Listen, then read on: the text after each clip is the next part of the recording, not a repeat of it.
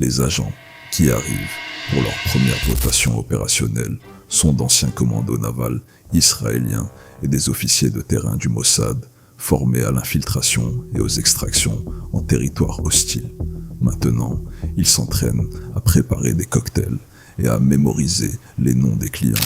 Les premiers véritables touristes arrivent, des Européens avec de l'argent réel et des attentes réelles, cherchant une plongée de classe mondiale et une nourriture correcte. Ils obtiennent les deux. Des critiques positives apparaissent dans les publications européennes de plongée. Le bouche à oreille se répand. Arouz devient un joyau caché, isolé, magnifiquement géré, loin des foules qui envahissent les sites de plongée égyptiens. Un complexe touristique fonctionnel explique tout ce dont une opération de renseignement a besoin comme couverture. Et la couverture n'est pas seulement plausible, elle doit être réelle. Réservation réelle, avis réel, revenu réel. Mais aucun réfugié n'a encore été déplacé. Le complexe est vivant, la couverture tient, et le premier convoi d'extraction est sur le point de s'engager dans le désert soudanais, sur une route sans lumière, transportant des personnes pour lesquelles il n'existe aucune explication légale, à travers un pays qui exécuterait tous les passagers de ces camions si ceux-ci étaient arrêtés. Que faut-il pour parcourir 700 km à travers une dictature militaire avec 200 personnes cachées à l'arrière, puis servir le petit déjeuner à votre retour? Et quel type de liste d'invités transforme un complexe de luxe en la pièce la plus dangereuse du Soudan? La double vie commence le matin, lorsque le complexe ouvre et ne s'arrête pas pendant 4 ans. Le jour, briefing de plongée à l'aube, service du petit déjeuner, vérification du matériel, barbecue sur la plage, boisson au coucher du soleil sur la terrasse, pendant que la mer Rouge devient couleur cuivre. Les agents portent des shorts et des polos. Ils sourient. Ils se souviennent de la préférence de café du plongeur allemand et de l'anniversaire du couple britannique et de quel officier égyptien préfère le bungalow le plus proche de l'eau. Ils incarnent l'hospitalité de manière si complète que les clients écrivent des lettres aux agences de voyage européennes pour louer la chaleur du personnel. La nuit, des pick-up Toyota chargés dans l'obscurité, moteurs allumés, avant même que le personnel de cuisine soudanais ait terminé de débarrasser le dîner. L'histoire officielle pour les employés locaux est un ravitaillement à Khartoum, une réunion avec la Croix-Rouge près de Gédaref ou de vagues affaires à l'intérieur du pays. Les excuses sont fragiles. La confiance les fait tenir. Le convoi roule sans phare. La visibilité sur ces routes à ces heures est un handicap. Il navigue 5 à 6 heures à la lumière des étoiles et grâce à la mémoire accumulée d'un itinéraire parcouru jusqu'à devenir instinctif. Dans les camps de réfugiés près de la frontière éthiopienne, des organisateurs communautaires éthiopiens ont accompli le travail le plus dangereux et le plus invisible de tout le système, identifiant les familles Beta Israël dans des camps où la vie privée est une impossibilité architecturale, maintenant un secret absolu parmi des milliers de personnes, organisant des groupes sélectionnés pour se déplacer sans préavis et sans aucune trace écrite.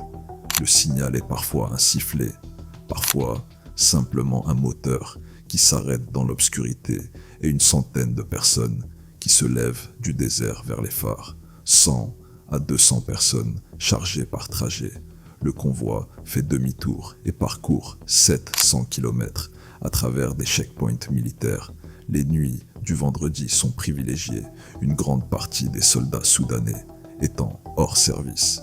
Et ceux qui sont en service sont gérables avec du whisky, des cigarettes et un homme d'affaires étranger projetant l'autorité calme de quelqu'un avec des connexions que personne ne veut tester. Sur la plage, au nord du complexe, des commandos navals israéliens arrivent en zodiaque depuis des navires au-delà des eaux territoriales soudanaises. Les familles montent dans les canaux pneumatiques. Les bateaux avancent vers le navire. Le navire disparaît vers l'est. Les agents repartent, arrivent avant l'aube, changent de vêtements, entrent dans la salle à manger et demandent aux clients comment ils ont dormi. Si vous voulez comprendre comment des opérations comme celle-ci restent enterrées pendant des décennies, abonnez-vous. Cette chaîne existe pour retrouver celle que l'histoire a oubliée. Le manque de sommeil dans une opération de renseignement n'est pas un inconfort, c'est un multiplicateur de menaces avec un taux d'intérêt composé. Les agents fatigués font de petites erreurs. Les petites erreurs dans une dictature ne restent pas petites. Les agents gèrent l'opération de nuit, puis celle de jour, et les deux rythmes se broient l'un contre l'autre, sans rotation, sans repos suffisant, sans fin. Puis la liste des invités change, et le vrai danger commence. Les plongeurs européens sont gérables, ce qui arrive ensuite ne l'est pas. Des officiers de l'armée égyptienne en permission, des attachés militaires cherchant une côte tranquille, sans question, des chasseurs de faucons saoudiens avec des équipes de sécurité armée, des commandos du SAS britannique qui décrivent le voyage à leur supérieur comme un exercice de survie en milieu sauvage, tout en rédigeant des rapports sur la dureté du désert, tout en dormant dans des bungalows climatisés.